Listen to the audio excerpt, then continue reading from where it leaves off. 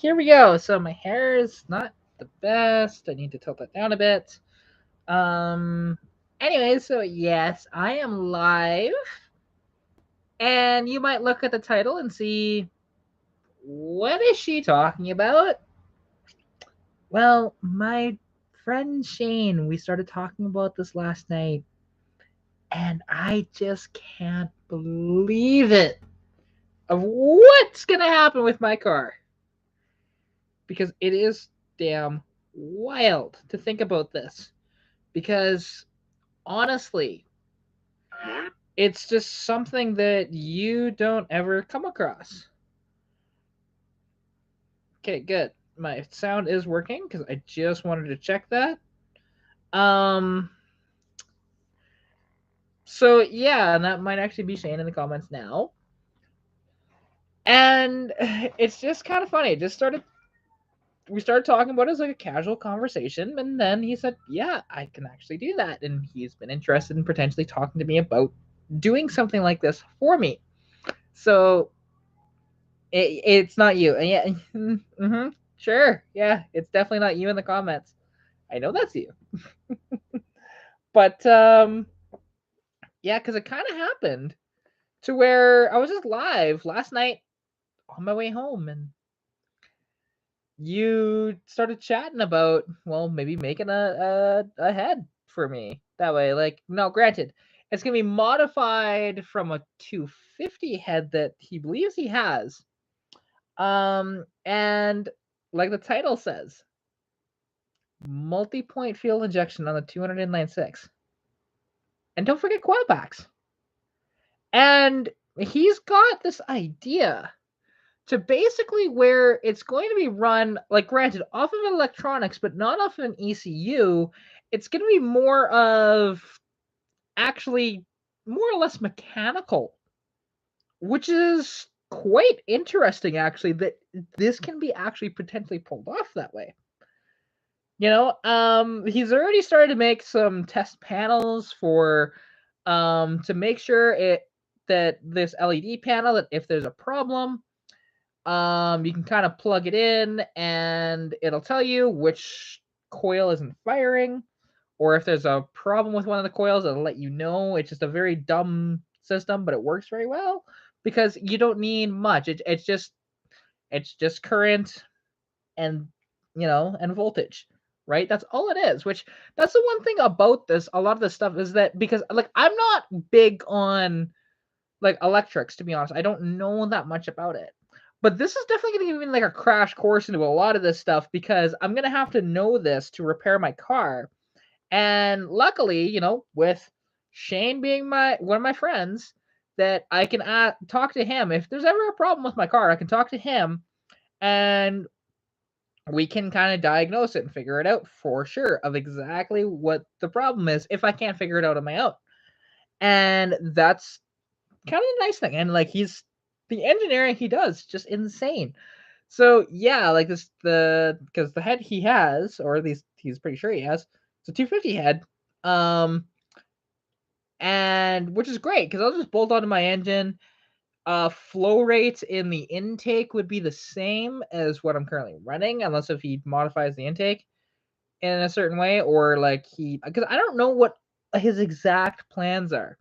He's gotten a base setup of what he's gonna do for like the coils and whatever else, and I don't know if he's just gonna drill holes into the tops of every intake runner to put injectors in there, or what exactly he's gonna do. Because he did show me this one little image, which I teased him because just like much descriptive, and he was kind of confused by that. It was just a joke I was making because there was no description on it. It just showed an injector firing into an intake runner.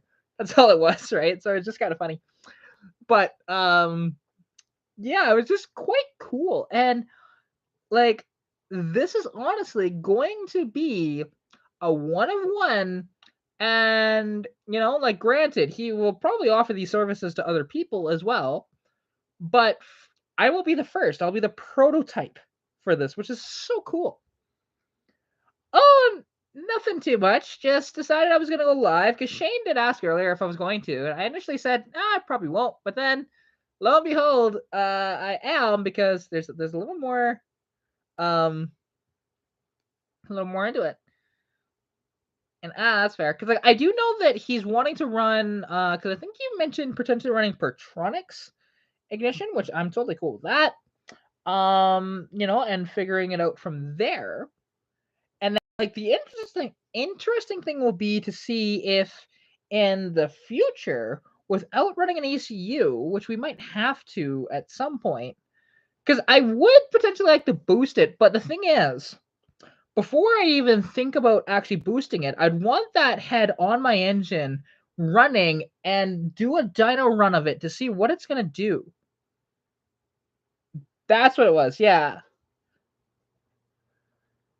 So, because again, I don't fully understand the math about this, because again, this is not my expertise. This is all him. I don't know much about electronics, but I kind of understand what he's talking about there. And honestly, because now, when you're doing an injection sort of system like this on an engine that was never designed for injection like this, like a multi-point fuel injection, you do have to have your distributor out. And so what I mean by that is where you probably watched car programs and heard them talk about, oh, your ignition is 180 out, right? Because sometimes people put it in the distributor backwards and they just need to really quick pop it in the other way, and hey, look at that, the car runs just fine. Well, apparently with an inline six, because V6 and V8 are different. Inline six, you actually have to run it 120 degrees out. And now he did say that within the distributor itself, because again, it's a full 360 degrees. So for every 120 degrees, there is going to be a Pertronic sensor, essentially. And those sensors are going to be connected to um, two of the injectors to fire them, if I'm not mistaken. Because again, I'm trying to decipher some of his drawings, and that's what I kind of understood about it. So, okay, that's what I thought. See, I've never actually put in a distributor 180 out yet. Haven't done that. I will eventually do it, I have no doubt, because I'm pretty sure everybody's done that.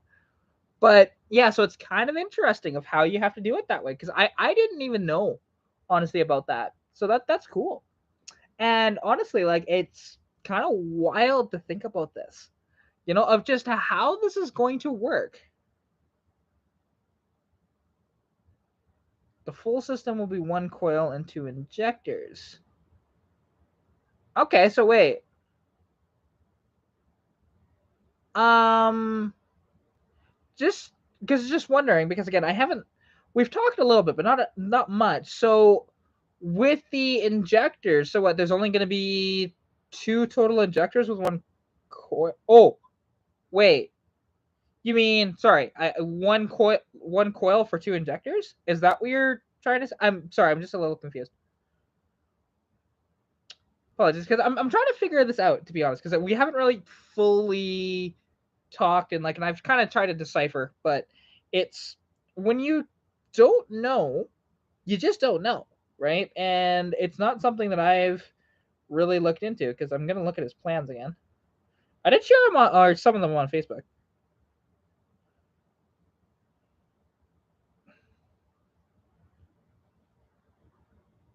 Ah, okay, gotcha. That makes sense. Okay, that that's kind of what I said, but I wasn't. I guess I wasn't as fluent in how I was talking. That's cool.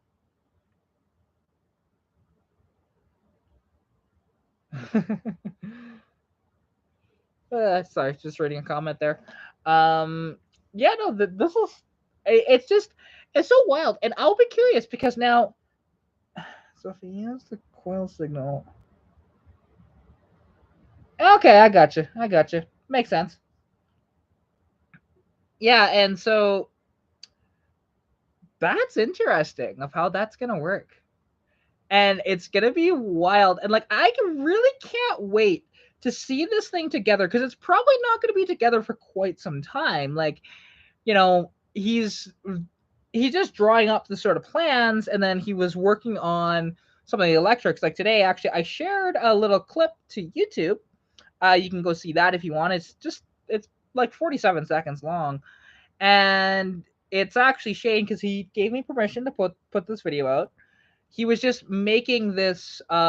Basically, it's a test panel for if there is a problem with your injection system, you can plug it in and figure out which cylinder or which coil it is that's not working correctly, if it happens to be the coil, right, causing the problems. So that's pretty cool, of that, where I basically have my own dumbed down version of, come to think of it, that's similar to like an OBD1 system, if you think about it that way, right? So that's cool. I like that idea. It's neat.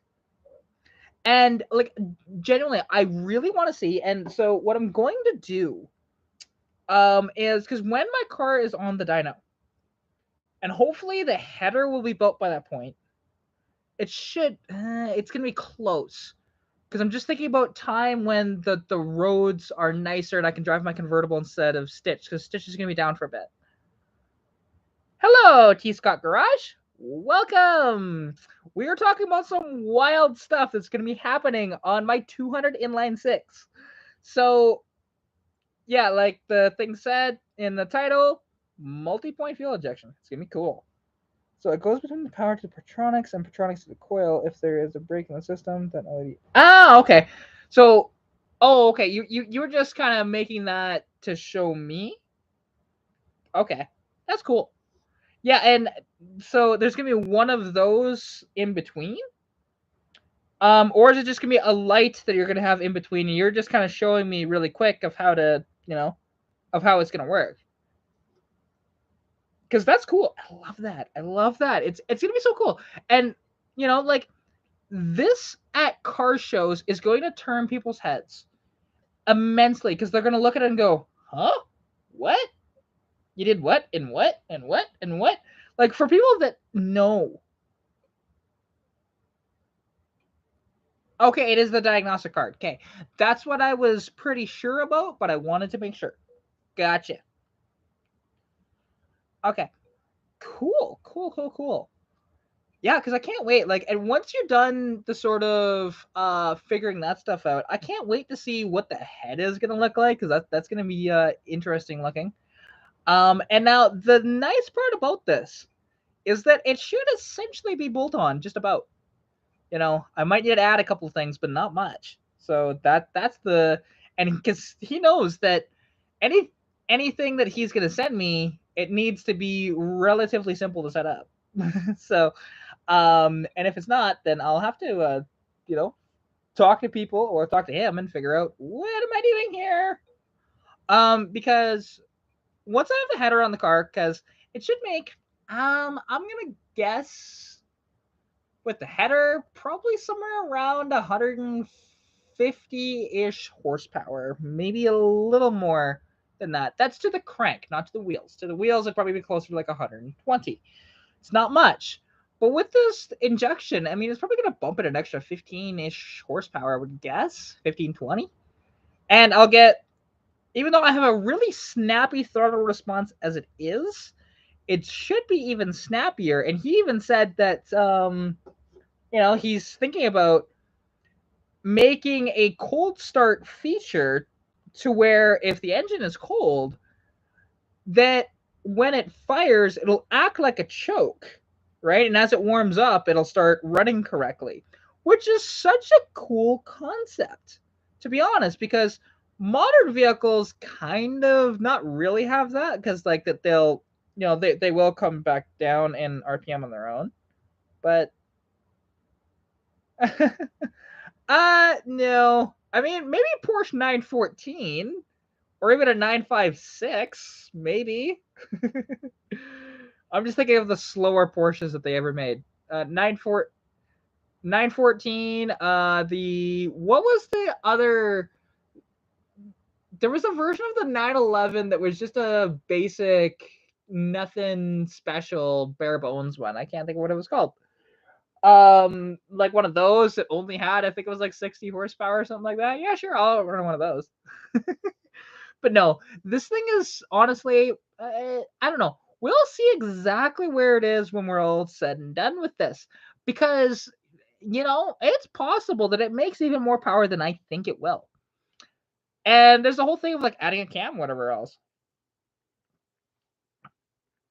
Okay, here we go. So this is what he's talking about here. Like, and he's gonna be so VCMD Propulsion, aka my buddy Shane, he is going to be talking about it in the comments here of some of the stuff that, like, what he's thinking, right? And how he's gonna design this, because this is all him. I my input is absolutely zero on this so far. And to be honest, he probably doesn't want my input um on a lot of this. So coil powers the whole coil system. There is 3 pins on that coil that ground to charge it. And when you open the ground, it pops the 2 spark plugs. So we are using the Protronix in lieu of the ground gate in an ECM. Ah, okay. 924 is not the ugliest car ever made. No. No, 924, no, nowhere near. I will totally defend the 924 of that, because I don't mind the look of the 924, but it's definitely not the ugliest car ever made. Let's see. I'm trying to think of. Actually, got it. Now there are potentially uglier cars than this, but here you go. You want to see the ugliest car ever made? You really want to say that a 924 is the ugliest car ever made? If it'll focus. That thing right there. It's difficult to make it focus. So that thing right there is called a Fiat Multipla. Oh, there we go. Got it. That's a Fiat Multipla. That is the ugliest car ever made. At least that I can think of. There are some pretty ugly ones. And there are even some stuff like when there was East and West Germany, there was even some cars from East Germany that was just, oh God. And they're companies that don't exist anymore. And yeah, so no, you saying the 924 is the ugliest car ever made? No. 924 is gorgeous compared to that. And even then, I like the 924. Although I prefer a 944. It's essentially a 924 with a better engine and wide body. That's what a 944 is. And I like those front engine. I was about to say Ferrari. It's not a Ferrari. It's a Porsche. I like the front engine Porsches through the late 70s or in through the 80s. To be honest, they are really cool cars. And would I ever own one of them? Maybe. I don't know. Yeah, that's what a 944 is. Like, well, you can honestly look at it. Go look at a 944 compared to a 924. It's just wide body and with a better motor in it. That's it. And you put a turbo coupe engine. Wait, so you put the 2.3 Lima turbo, that's the EFI, into a 914? That'd be a scary car. That would be a very scary car. Because even a turbo coupe, because those made what, like 160, 180 horsepower? The 914 was only, designed for like 50 horsepower. I can imagine that. And it'd be interesting figuring out how to, engineer that so that it wouldn't happen without completely breaking the bank. And that's the trouble, right? And like, there's so many people, because I've seen people have done, there was one, what was it? Oh yeah, it was a Fiat X19 that somebody attempted to put the same motor into, but they never had it set up properly and it just never ran right. And it was just all these different things. It was just poor execution. Cool concept though, because a Fiat X19, again, that kind of mid-engine sort of thing. And oh wait, no, sorry, it wasn't an X19. What am I talking about? It was a Triumph TR7. I was thinking of the wedge cars, and for some reason the X19 popped into my head. No, Triumph TR7 with a 2.34 turbo. Never ran right. The guy tried to sell it, and I don't know if he ever did sell it. It was for sale for a couple of years. So, and TR7s are cool. They have nightmare uh electrical systems, but a lot of British cars through the 60s and 70s had nightmare fuel electrical systems. So, it is like just wild, and when people do that, because like the thing is, my uncle, he has a Triumph Spitfire, right? Cool car. It's a 67, I want to say. And his Spitfire, he got rid of all the Lucas electronics in it. It was full on. It was more than a restoration because again, he got rid of all the crappiness about it. Made it actually a good car. But then my cousin drove it without oil in it, blew up the motor, so the motor had to be rebuilt. Oh, God. It was not together for very long when he did that either.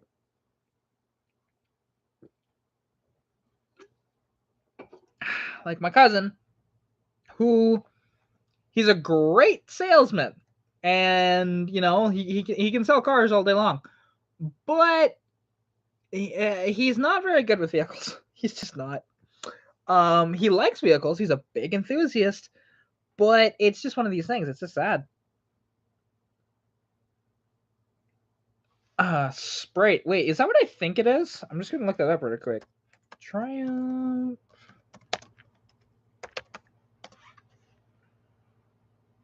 Oh wait, hang on. That's what I thought it was. Now question, was hers the Bug Eye Sprite or was it the later Sprite? Because the Bug Eye Sprite is one of the cutest cars ever made. It's always smiling at you. The Austin Healey Sprite.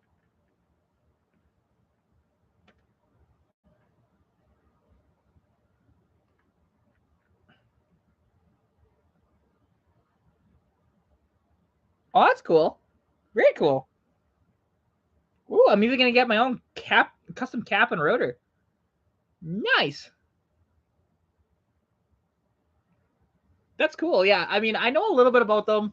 They are very much like they're one of the actually. It probably is the happiest car ever made because they honestly they have this big grill that's like a smiley face, and then the two bug eyes.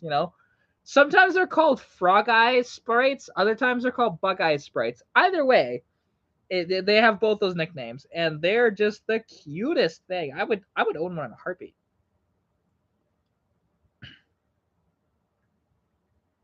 Oh, okay. Now I'm gonna assume because is this gonna run? So is it gonna run vacuum advance or is it gonna run, um, you know, or is it gonna be electronic advance?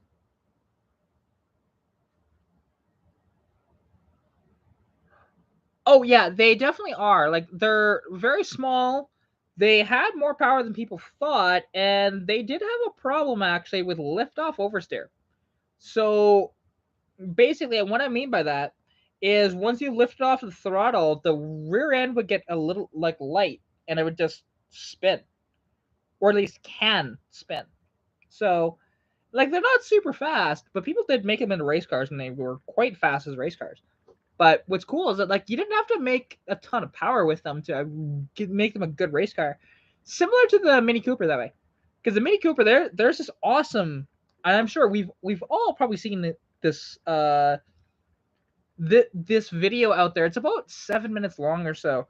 It's the Goodwood Revival of Speed, and again, a few years ago, where it was factory Mustang race cars going up against factory minis, and there was also, I believe, there was Dan Gurney's 64 Galaxy in there and a few other vehicles like that. But the Mustang, there was one Mustang and one Mini that just back and forth battle. It was amazing because like the Mustang had it on the straights, but around the corners, that Mini just caught right back up and passed them. It was amazing to watch that.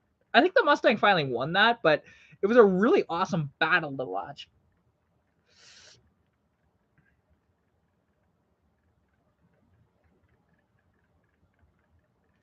A single Petronix will mount to the advanced plate inside the distributor as it is, but no way to mount to bolt 3 at the same time. Okay, I gotcha.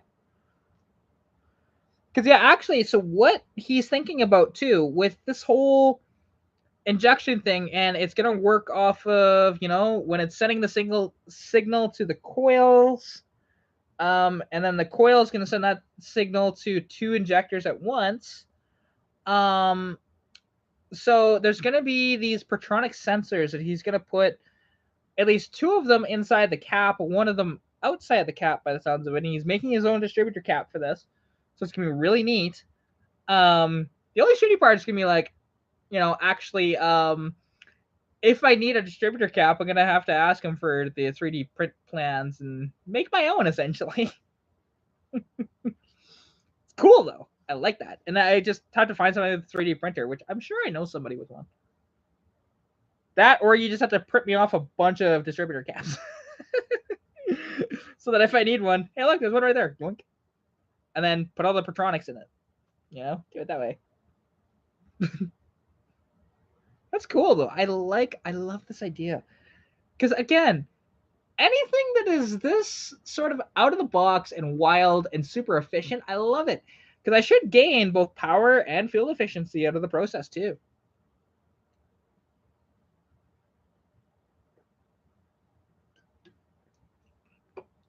Oh, I mean, the thing is, like minis and even the Buckeye Sprites, they were both legendary race cars, to be honest. And like there is probably the most famous mini on the planet for in race trim was for the Monaco Grand Prix, and it's red and white. And pretty sure everybody knows that one, you know. And like honestly, I might dress if I ever had a first gen mini, I'd probably dress it up like that one. To be honest, it's just cool. But they did make them into rally cars as well, and you can see them with all the freaking rally lights up front, which I never understood how they didn't overheat with blocking off all the airflow to the rad. It made no sense to me, but they figured it out, obviously. Or any car where you just block off that entirely. And it's just wild. And now, like, something that's interesting because I did this video on my channel, and anybody can go see it if they wanted to. Of where I'm talking about this, the differences and what makes the 1 year only models of the 79 through 82 Mustangs. And there is some stuff that I kind of omitted, to be honest, because I didn't know. Like, there is a lot of stuff that I know, but there's still lots to know. And I know a lot on Fox bodies, especially early ones. But there's still some stuff that I have no idea on. Like, certain door panels, for example. I couldn't tell you which years for which door panel. I can tell you, though, door handle placement on a few years and lock placement. Although I didn't really realize where the lock would have been because that was removed on that door. So that's why I said it incorrectly.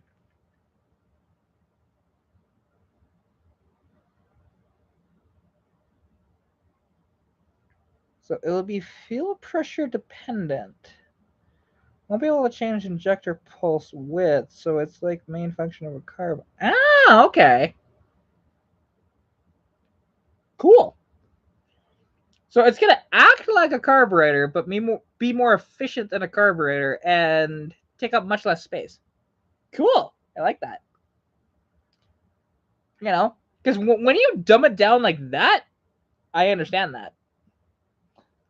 I've never been a sports fan, but I do like Grand Prix and IMSA racers. See now, I mean, obviously I'm a sports fan. I watch the Flames. I try and watch the Flame like every game that the Flames play, but I haven't watched one in a little bit because I've been up in Edmonton and freaking Keith does not have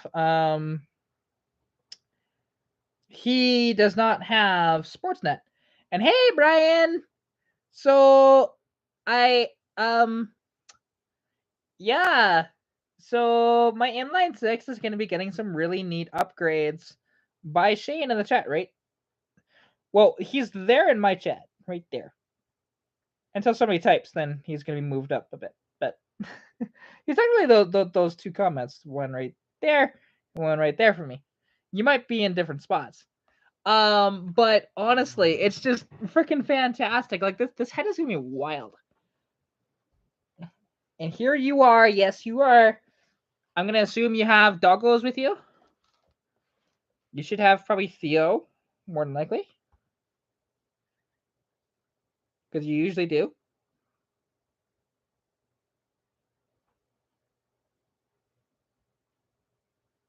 Yes, actually, Harvey, it is VCMD propulsion. That is my buddy Shane.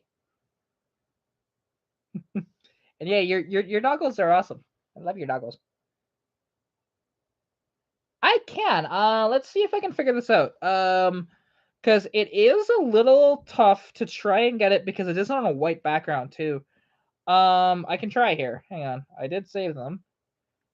Yeah, so actually I saved 3 of them, but I saved because when some of the ones where you're just doing stuff in between, I just didn't save those. I just saved the ones where they were kind of a little more finished with the diagram. But so the diagram he has here, if then let's see if I can get it to focus on that because it's gonna be tough. Oh, there you go, kind of. I don't know if you can read it though, but so basically, what he has, and now it's actually backwards on my screen. Is it backwards for y'all or no? I don't shouldn't be, but maybe it is. Cause I could hang on. Can I flip this? It was correct on your side? Okay. So like at the so here we go. Okay. So you can kind of see, so the ground is up, up there. You have your 12-volt source, and then you have, he's showing these 3. These are the Bertronics inside. And those are going to be corresponding to which cylinders are going to be firing, and they are all going to control. So they're going to control 2 different cylinders firing that way. And you can kind of see, so the first one's like 1 and 6. Come on, focus. Like 1 and 6. I think it's 2 and 5, and then 4 and 2 for the last one. Or no, sorry, it's 3 and 4 for the second one, and then 2 and 5 on the last one.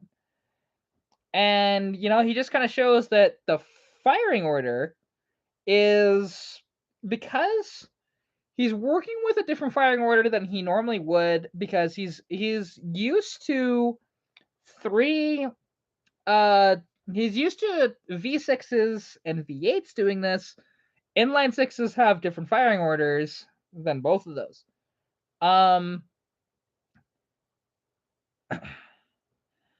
We'll see. Actually, he'd be able to understand, make you understand a little more.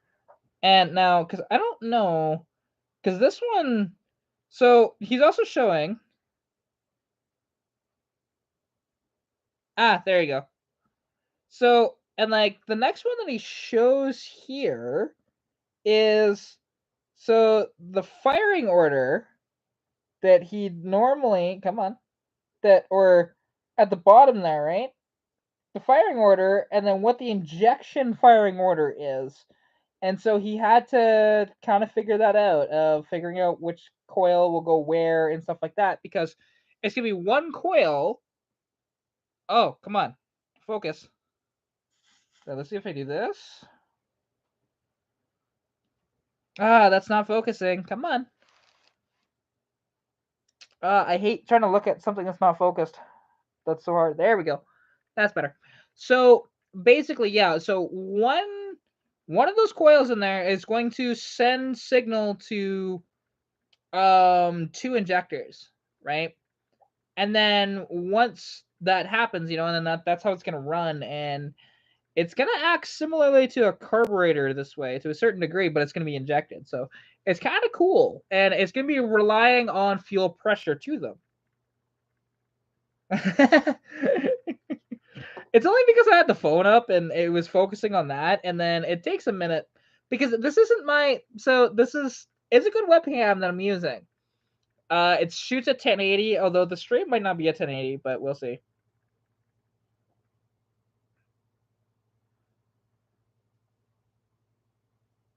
Technically it should, yes. Technically. But that's the one thing. He'll get the timing of this and make it right. Because I know him, right? He'll figure this out. I have no doubt about that.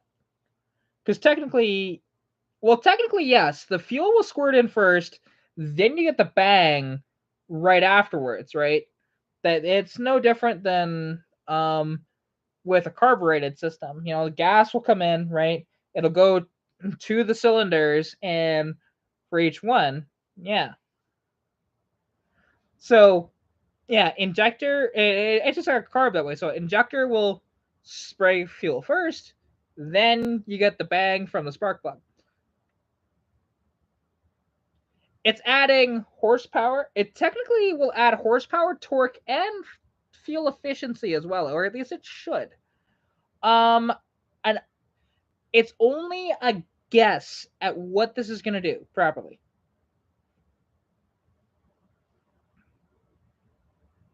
And there you go. And see, he just mentioned the injectors will be 120 degrees different than the coils. So I'm dealing with basically 3 different firing orders, which is very wild, you know? And the thing is, because this started, it wasn't actually me that initiated this. He just mentioned that he potentially wanted to talk to me about doing this.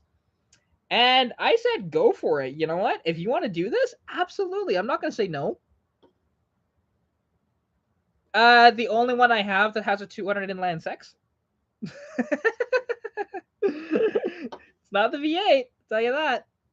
The V8 that would stay carbureted because that thing is already a host of freaking problems for me, anyways. Trying to complicate matters with that car is just gonna be a mess. Now, the one thing is that if for some reason, if it just gets here and I can never make it work, the beauty of it is I can always throw my old head back on the car because I'm not going to get rid of that. I'll just keep it, right?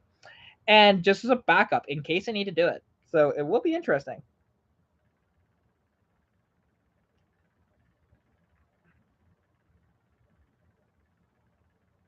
That's interesting.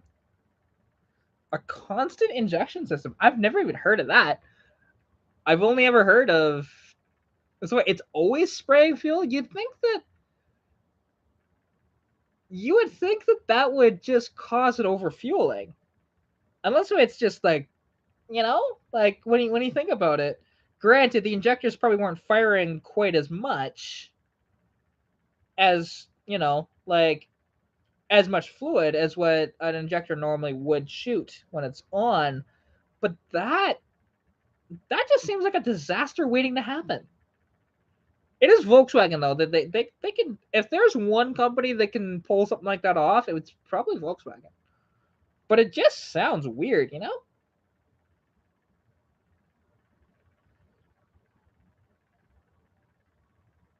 No electronics doing that.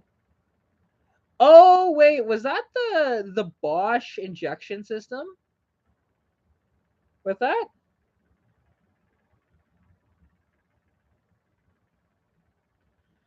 Okay, fair enough.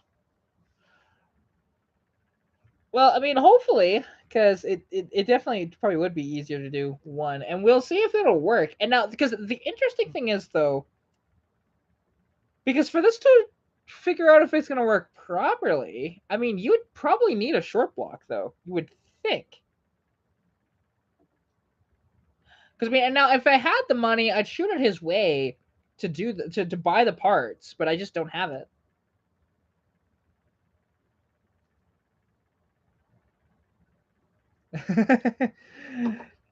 Hey, definitely appreciate you coming out the live, and hope you enjoy your sleep, and we'll catch you in the next one. Because yeah, like if I had the money, I just send it his way, but I really don't have any money to throw him right now. So,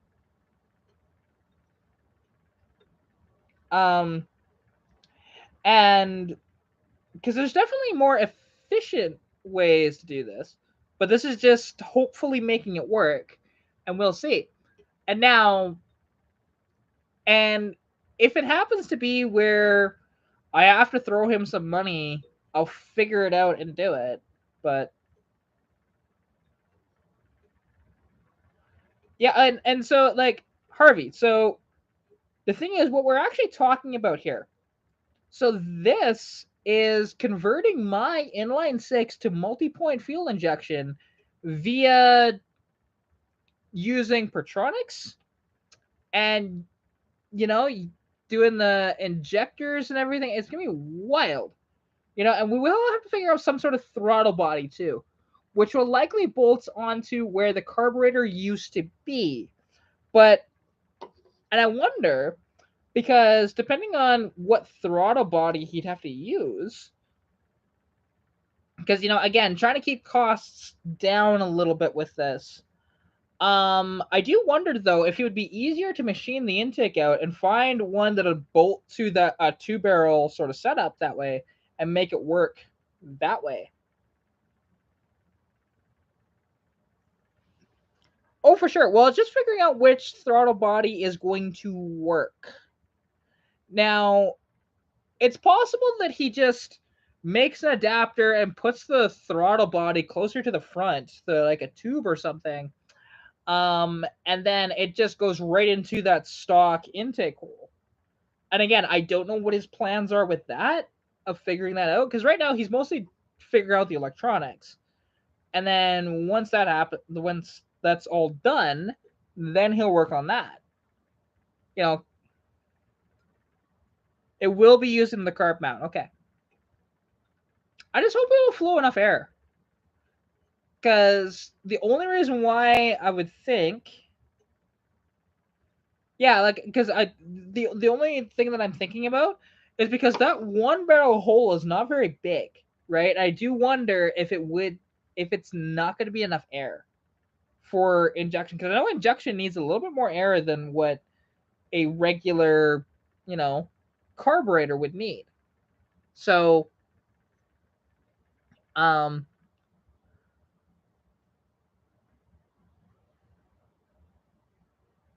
that's fair. Just throwing stuff out there that I'm thinking about. That's all. Like it's not of like, and of course you know this stuff and you'll figure it out. Because I'm just wondering though, as well, because like you say that technically you don't need a short block, but wouldn't you need to test this to make sure it would work on a block itself? Because you could test to see if the injectors are going to fire whenever else. Granted, just by setting up electronics and spinning a distributor, really. But you'd think you'd have to, again, have a short block to make it run, to make sure it will run.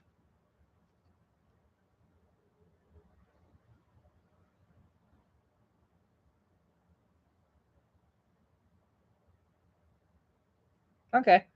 Well, Shane, if you send me where you are, because I know you're in California, but I don't know where you are in California. If you just message me of where you are, I will see if I can track down a short block for you, or potentially a long block. Because these engines are not expensive. You can get a 200 inline six for not a ton of money. The beauty of it though is that because you could do an early block if you wanted to. It doesn't really change anything with this. Because the blocks, other than the bolt pattern on the back and stuff like that, they didn't really change. So that's one of those things that like, but basically easiest way, 66 to like 82, easiest to find. And because even like actually no, using a 250 engine, it would change things because of the stroke of the engine. That might change some parameters. We need to figure out how to mount a starter.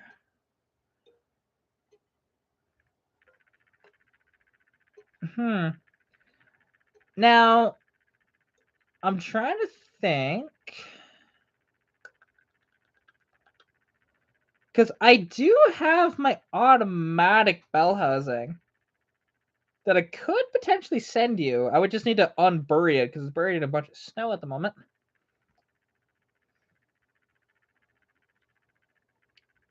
Yeah, because I could send you that bell housing.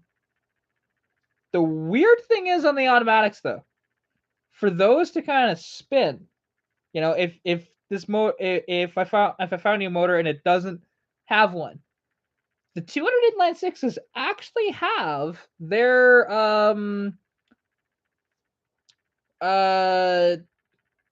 it's not a flywheel because flywheels are on automatics, or on manuals, but like basically, where the starter engages the teeth, it's actually mounted to the torque converter. It's bizarre. It's the only engine I've ever seen that's like that.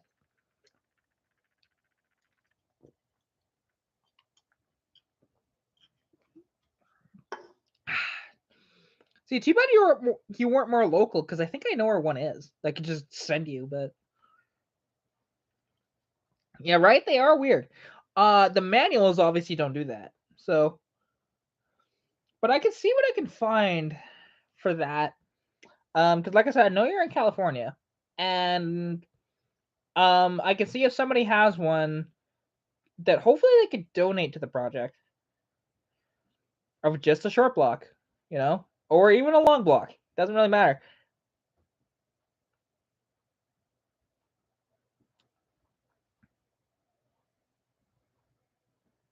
Yeah. Well, I mean, yeah, automatics have flex plates, manuals have, flywheels, right? That's what I was thinking of, flex plate. But yeah, the flex plate itself is actually just on the torque converter. It's so weird. It's very weird. Um, and unfortunately, that torque converter is very hurt in that transmission. Mm-hmm. Definitely. But let me see. Yeah, because if Shane wants to send me, just need it to spin. Okay. Gosh, yes.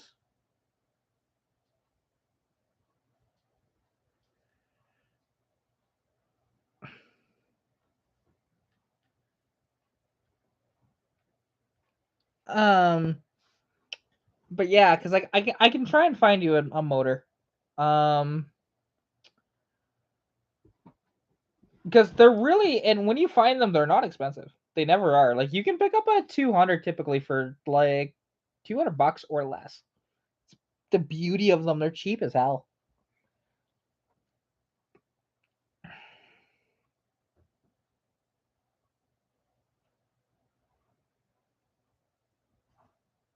Oh, it just has to bolt up and turn. Okay, I gotcha. Yeah, I guess it does make sense. You just need it to turn and run that way. So similar to like yeah, running a test stand, I suppose. Makes sense.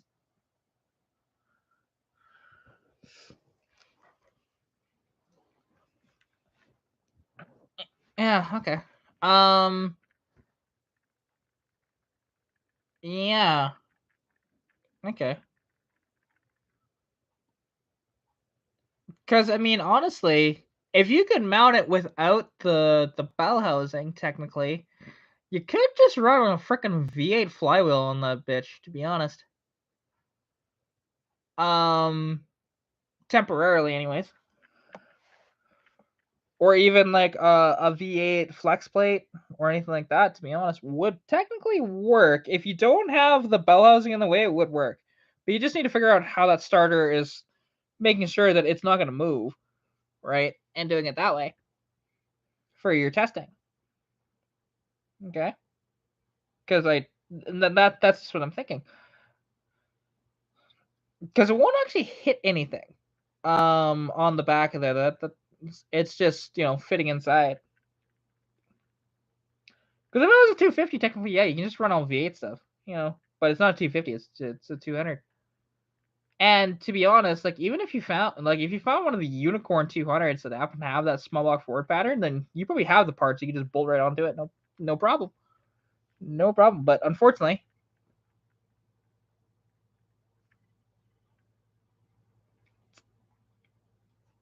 technically, you might be able to do that. But it's also Yeah, V8 flywheel technically wouldn't fit inside the bell housing. Because what I'm getting at is if you could, so I'm just thinking if he could figure out the geometry and just make a mount really quick to mount the starter to, like not even welding it to the motor, like a stand, quite literally, and just making sure that it's going to connect with that, right? That's all I'm thinking of.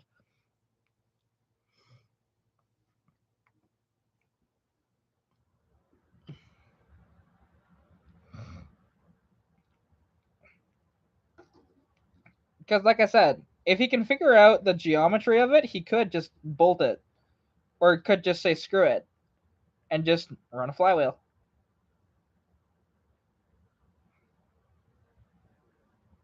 Found one on eBay for about $500. See, that seems expensive. You can find them cheaper than that. Just Shane, message me like right now. Just message me on Messenger of where you are, because I can probably find you one close to where you are for a lot cheaper than that.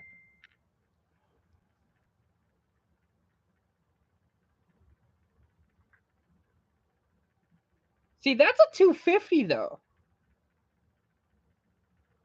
I The only thing is about a 250 because I don't know if it's going to change the parameters of doing this, only because a 250 has a taller deck and the crank, has a lot more stroke. Okay, that's where you are. Okay, because I'm just gonna post in a couple of groups. Okay, that doesn't matter. Okay, I just wasn't sure if that would make a difference. Okay. Uh,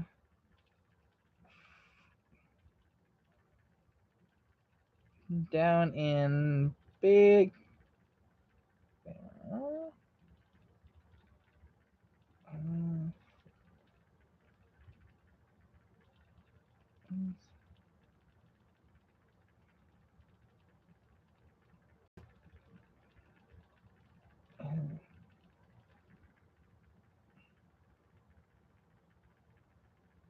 Uh, okay, fair enough. Yeah, if it's not going to really make a difference with that, as long as it'll work on my 200 without any problems, then yeah, sure. For my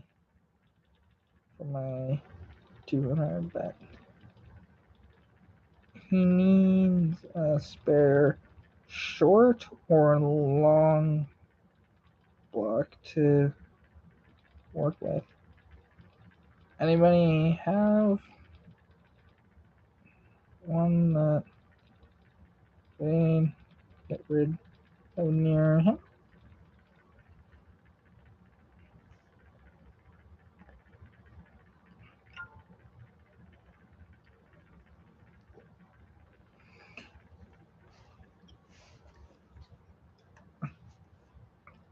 Yeah, it's true. It actually is kind of funny. So my buddy Keith, he was a farmer, right? So anytime we pass an old tractor on the side of the road, he said that probably has your engine in it, or that one has a slant six in it, right? Because apparently 200s and slant sixes were used in a ton of agricultural like swathers and stuff like that. So in tractors even too. What's interesting is so baggage handlers at airports, actually quite a few of them had 200 inline sixes as well. And apparently the airport tugs typically had like 300s in them, although depending on years, but it was not uncommon apparently for that, which I didn't know that if they weren't diesels.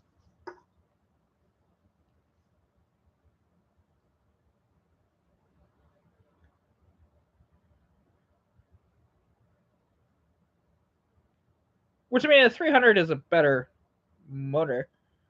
Oh geez, and even so, guy is trying to sell that. Oh, okay, it's with shipping. That's why it's over $500. That makes sense. Where is this guy though? But it's like it's a core for rebuild. Because you'd want one that isn't completely wore the hell out though, as well. Like that's one thing that I'm just looking up. So French Lake Auto Parts store. I'm just looking up where these guys are. French Lake Auto. Oh, geez, they're in Minnesota. Okay. I was just looking up that eBay listing that he sent me. Yeah, I was just looking up where that was, and yeah, that's definitely a 250 by the looks of it. Let me just double check. Oh god, the pictures are too bad to figure out if it's actually a. Oh, they actually have the car came out of. So there you go. Yeah, 250. And it's gonna be interesting to figure this out.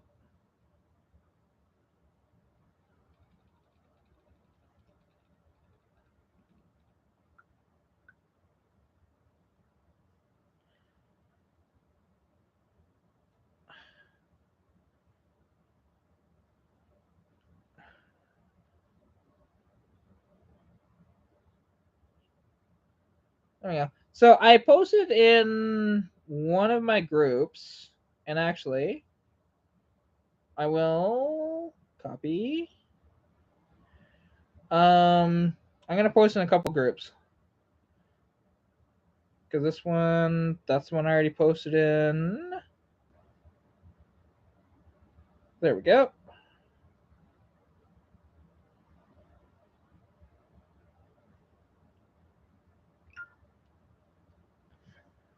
I mean, now, yeah, we'll see what that comes up with. Because you can typically find those engines for not a lot of money. Like, yeah, that one's $250 and $300 in shipping. That's the reason why that one's $500.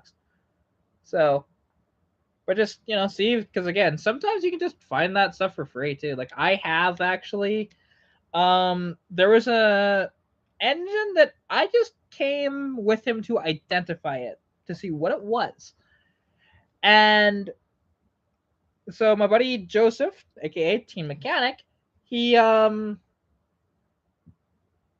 he was told about this from his teacher of a 200 inline six that was not many miles put on it, and essentially just about a fresh rebuild, and he was getting rid of it, and he's just giving it away, right? So he actually acquired it.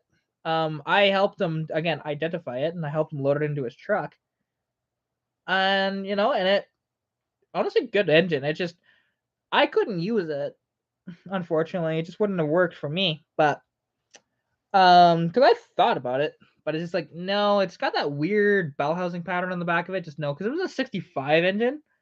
Um, like if it was a built engine that was like say a 66 engine, I would probably just put it in my car. But it wasn't, so this is fine. I'm not too worried about that. Um, yeah, so we'll see. And with that, like I said, he sold that.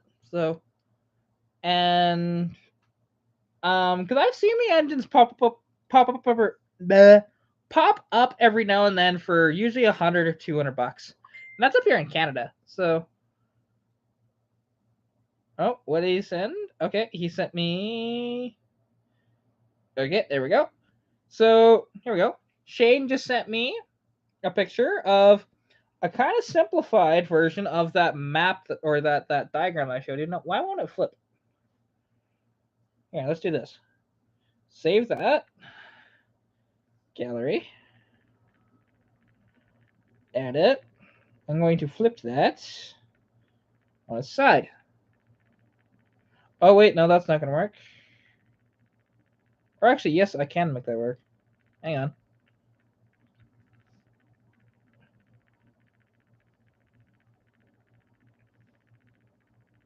Trying to make it as big as possible for people to see it. That's all I'm doing here. There, Shane. So there we go. I'll go back to the gallery, discard that. Okay, so this is what he's got going on here. So if you look at this, oh, why did it flip? Oh, it's gonna be like that. That's gonna be annoying. Hang on. Okay, you'll just have to see it this way. So you see, this is just a simplified of this. So you have, here is your ground here, right? There's the Pertronics. It would go into shooting that, and then of course battery from, or power from the battery, right? Simplified version of that big sort of thing.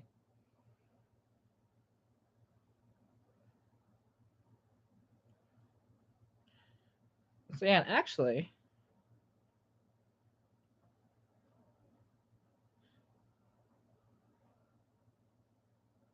yeah, ignition power technically, but yeah, exactly. Like, and to be honest, like I could acquire that, but again, he's in California, so it doesn't really work out that way.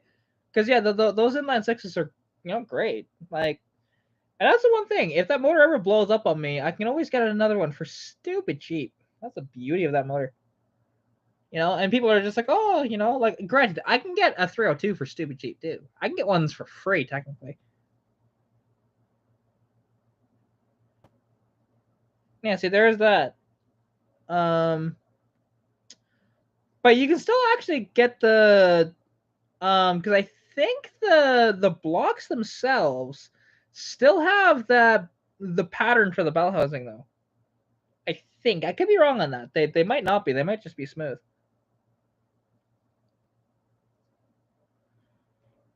I mean, to be honest, he might be able to find one just out of a swather. So down there even, right? Because California did have farm, and still has a bunch of farming.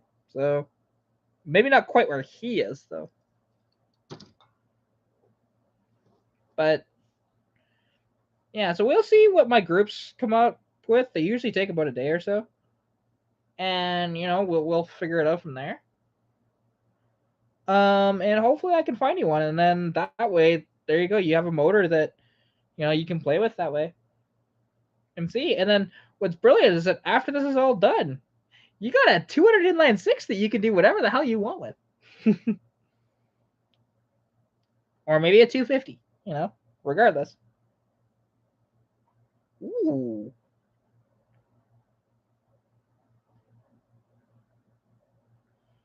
wow.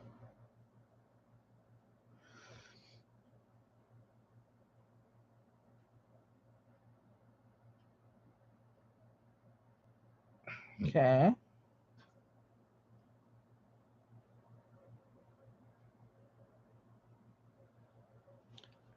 And I'd print like 4 or 5 rotors using different sizes of magnets. The longer the magnet, the longer the injector will stay open. Smaller equals shorter. It's like saying, okay, I got you. I got you. Cool. So that's also like, because what he was talking about is going to act like a carburetor. Like, so that's similar to a carburetor, right? No, that's cool. That's cool. Okay. Interesting. Interesting. Yeah, it'll be very interesting to see how he pulls this off. Yeah, of course. You know, like, it's just, it's wild to me that people can think like this and do this.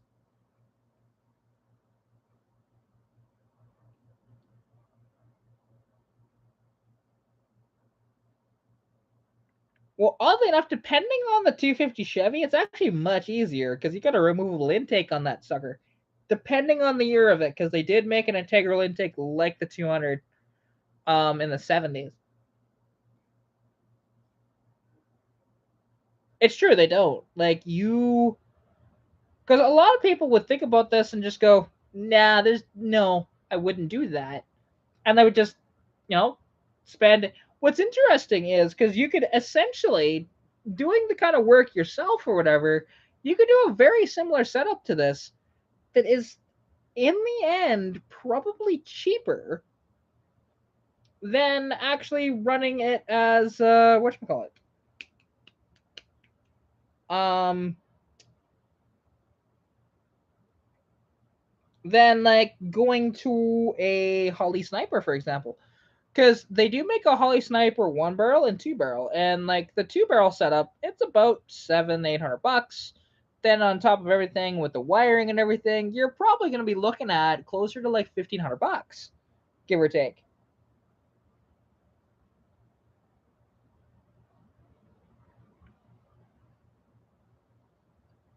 It's a '60s engine. Ah, okay. Yeah, well, I mean, and again, the '60s one is just it's the better engine. At least head wise, it is. I don't necessarily know if it's any better or worse in the later motors, but the head is better.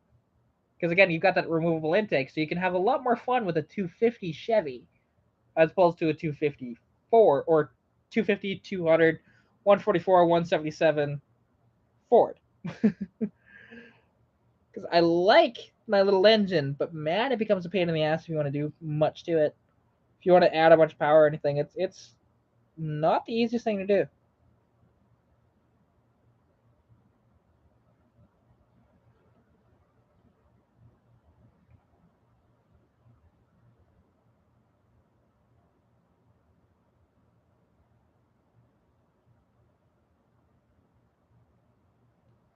Mm, interesting.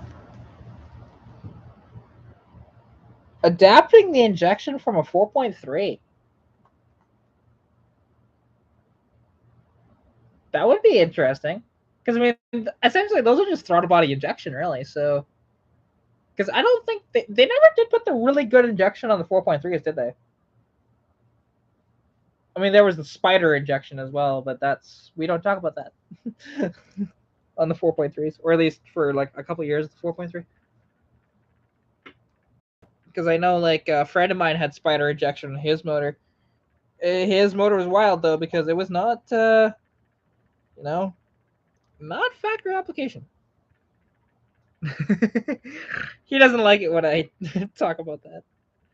But it's funny because like my friend. Oh yeah, the throttle body injection is the simplest. You know, this is way out there in difficulty.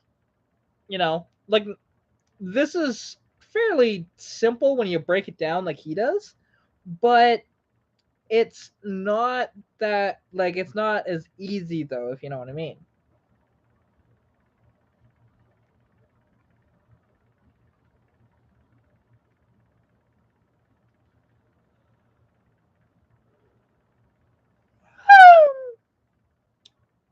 Uh, you know, it's nice though because on a night like tonight, because normally on Mondays, normally I would have been completely wiped out and I would not be functional for the entire day. But driving my dad to the airport today, turns out his flight was at 6 p.m., not a.m., so it was a lot better. Um, I didn't have to try and make it work at driving him with no sleep, which was nice, you know. I was able to get up at about it was about noon today, and I got about 6 or 7 hours, so it's not too bad. Could be better, but that's okay.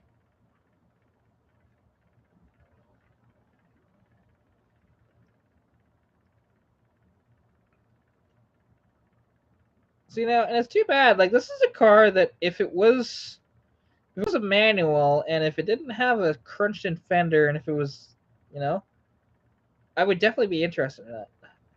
Not that I have the money for it, but like so there's a guy on here. He's been selling this for months. I love these. And I'd love to own one. So you see, hang on. There we go. So that is a first gen Pontiac GTP. You know, which people don't realize that the GTP was actually in the 90s or like this generation of the Grand Am or Grand Prix because you could get it in this generation of the Grand Prix, and it was a two door only for the GTP. But unfortunately, you can see that big old schmuck in the quarter, and it doesn't run because there's a wiring issue, and it's not automatic. Has everything going against it, right? And the guy's asking $1,500 for it, but not worth the money. It's really cool though, but not worth $1,500. Basically scrap, to be honest, because it's not a manual, so nobody cares. And there's a point of TBI. It would click the injectors like 3 times per side. One injector fueling 3 cylinders. Ah, okay. Gotcha.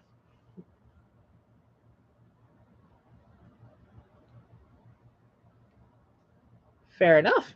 Yeah, I mean, that's the one thing on. So those TBI units, I've seen adapted to weird stuff. Like the weirdest one I ever saw, because this was on. There was a show on Velocity, which up here we have Discovery Velocity. I'm not sure if you guys have that in the States or not. It might be called something different. But there was a show called What's My Car Worth? And basically all these people would come to a sort of convention center or whatever, and there was these appraisers that would appraise these vehicles. Now, this was an old Divco milk truck from like the 50s, right? Cool rig. This dude, so what he did was he put a flathead Ford in it. He put a TBI unit from a Chevrolet, and he had a 409 water pump adapted to it as well. And it's like, that's some neat stuff on that. And because you would think that, like, I don't know how he was able to, because I know one thing about flathead Fords, they have like no compression. Like, literally, they flathead Fords have a very neat party trick, actually, that you can actually take off one of the heads. And because they are not an overhead valve, right? You can take off one of the heads and you can actually start the engine that way. Because they're only three and a half to 1 compression. You know, they're very low compression. There's a reason why that V8 made almost no power, you know, comparative to later, right? Because you know that V8 made like, it was like 80 horsepower or so, like 60 to 80 horsepower. It wasn't much. You know, they refined it a little more, and then finally they ditched the flathead Ford in the 50s. It took them long enough to ditch that engine design, because I'm just surprised, because everybody else was going to do an overhead valve, but Ford was just stuck in their ways for the longest time. Yeah, exactly. And it's one of the engines that you can do that because, again, there's no compression. And it's so wild. You know, like flathead Fords are cool and they have a very unique sound. But like, just seeing, because you'd think trying to adapt that TBI would be a nightmare. Only because of, again, it's just how those engines are, and they create, you know, no power. You can make them make a decent amount of power, don't get me wrong. But it's one of those things that, and with their compression, you think that's screw with it too. Really? Hold up. I need to, and now I need to look this up. Not that I doubt you. I need to look this up. That is, oh my god, really? Ford Flathead V8. Um French French military. That's one of the things that pops up.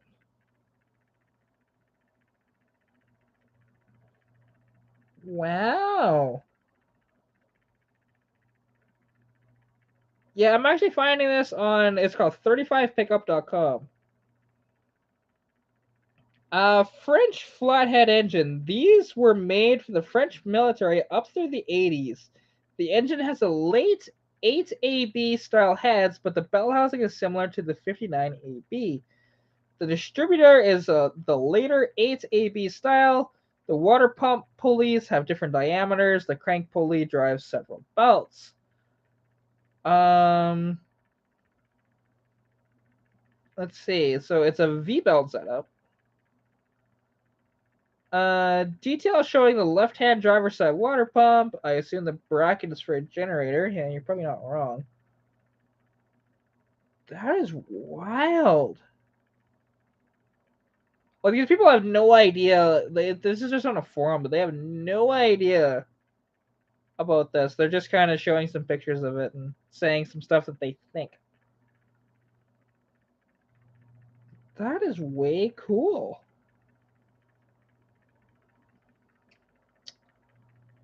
There's some identification numbers on it. Wow.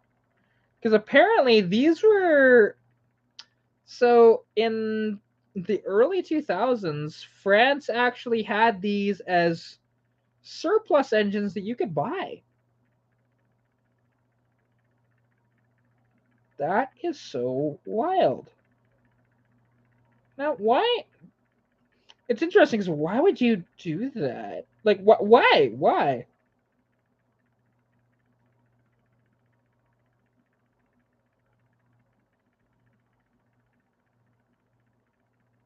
That is just so weird.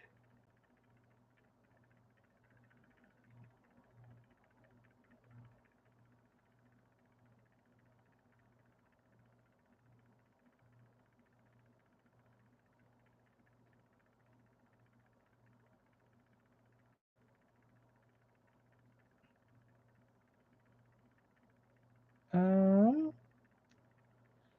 Okay. Um. They were found in a French warehouse. Bought one from the original stash in 2003. Brand was in Wellington, Cannes, which I'm not sure what province that is, and had all kinds of goodies. My block was $1,500 plus 109.86 shipping, and I had to pick it up at the Yellow Freight Terminal in St. Louis. I believe that Brand had some financial difficulties, so his supply must have been bought out. That is neat. See, and honestly, uh, the idea of an aluminum flathead is cool. But in practice, it's incredibly stupid because who would actually buy it? And the only reason why it's because you think it'd be like for any of the classes that would be allowed to run, you think it'd be way underpowered, right? So it doesn't make sense. And for people that want to run that in their cars, it just doesn't make sense to me to make this one of those engines where yeah, like some hot rodders with the lower weights, but like I said, the one thing is though, because I have a sneaking suspicion that any of those, like for example, racing on what's that race on the beach that they have? And they usually use like flatheads and four cylinders and stuff like that for it. I'm trying to think of what it was called. The Race of Champions, I think it was. Um I think it was called Race of Champions, and it was just on this beach, and they did it for a long time, but I think they finally shut it down. Not Bonneville. It was on a beach. Bonneville's on the salt flats. I think it was called the Race of Champions. And you're in the sand, motorcycles race and cars race and stuff like that. I remember seeing a segment of it on TV. Now, I'm thinking for stuff like that. Oh, sorry, no, Race of Gentlemen. That's what it was called, Race of Gentlemen. Again, I'm pretty sure it was shut down a few years ago now because of injuries. The Race of Gentlemen, which I don't know what beach it was on. Maybe Daytona Beach or something. I'm not sure though. But yeah, so the Race of Gentlemen, you had a drag race on the beach, and you build your cars up and everything. But you got to remember that it's built for racing on the beach, and it's year wise, like your car was only allowed to be like up to like 1935 or something like that. Um, and so a block like that might not be allowed because it's a way unfair advantage, and it's going to be like that for a few different things. Now they might penalize you if you try and do that, unless you're just racing it out at the track. But then again, a lot of hot rodders that are racing at the track are probably using Hemis as opposed to a flathead, right? So it's just kind of an interesting thing. Now I could see it in some speed attempt vehicles, but I wonder if they would put a caveat on that to say, well, that's an aluminum block one though, so it is lighter. So do they get if they beat a record or whatever? Is there a asterisk beside their record, similar to any of the so the Cannonball record? No, why would you do that? That is so stupid.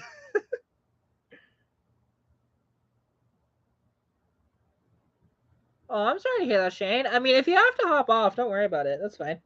I got a couple people to talk to in the chat. And I mean, really, I don't know how much longer we're going to be live, anyways. But if you need to go, that's fine. You can go.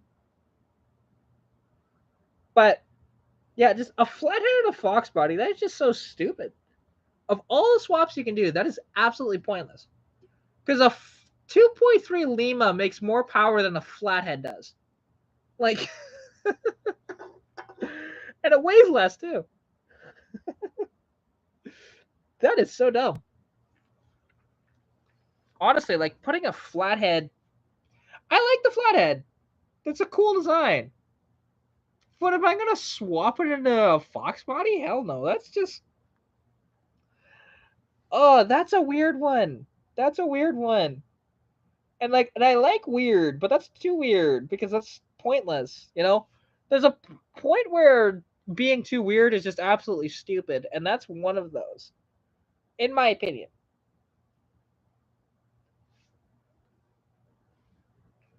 Because yeah, I do like, I like that sort of weird stuff. Just yeah, that just seems kind of dumb.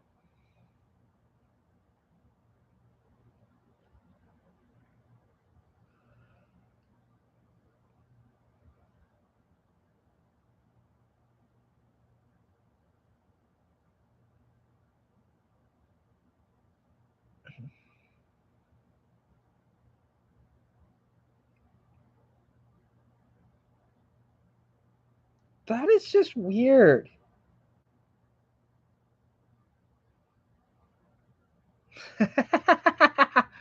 You'd be much lighter too. Oh god.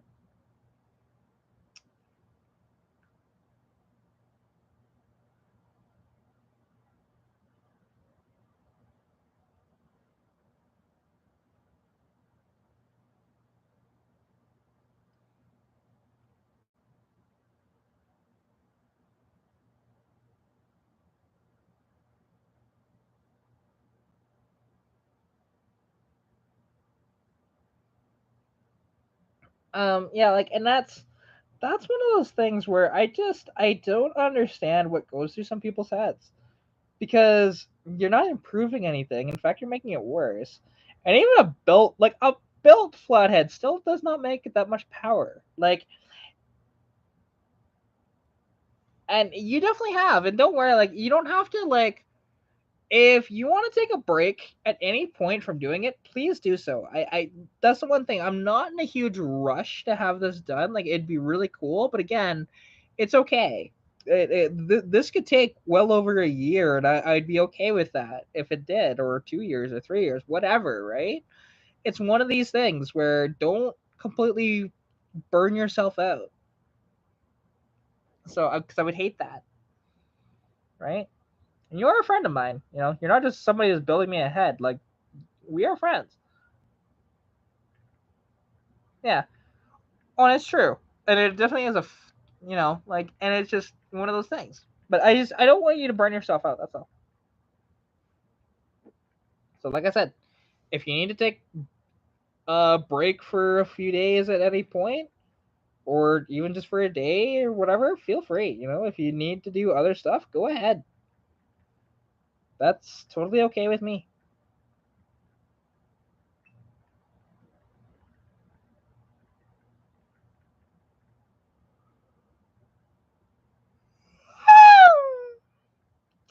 As I'm quite tired myself. But yeah, no. Yeah. Good night, Shane. You know what? I actually might call it a night too on the stream, because it's been a pretty good stream, and we've talked quite a bit, and I understand a little more on this whole setup here too. So this was a good stream. Yeah, I'm getting tired too. So yeah, I think I'm gonna call it here. So hope you guys, anybody that watched to the end here, I hope you enjoy the rest of your evenings or day or whatever. I love you all, and yeah, I will see you in the next video. And thank you so much, Harvey, for coming out. It definitely has been. It's been a I liked streams like this. It was a fun one. And yeah, like I'll be doing more in the coming days. So stay tuned.